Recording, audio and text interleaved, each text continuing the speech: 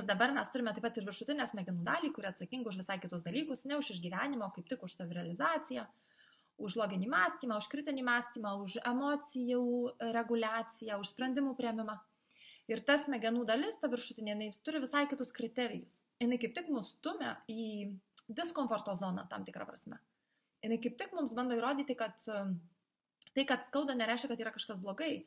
Jeigu tu nori sustiprėti ir į sporto klubą, ar tu ten keli svarmenis, svorius, tai, kad tau skauda, tai nereiškia, kad blogai, tai reiškia kaip tik geras ženklas, kad tu esi sustiprėjimo kelyje. Nes pirmą kartą pakėlus svorį, mes jaučiam tą svorį, jis mums yra tikrai stiprus ir nepatogus svarbiausia. Bet jeigu aš tai darau savaitę, aš jaučiu, kaip mano ranka gali tą svorį kelti, be didelio diskomforto ir mano ranka sustiprėjo to svorio dėka. Lygiai taip pat, jeigu aš pradedu mokytis naują kalbą, iš pradžių man labai sunku ir jeigu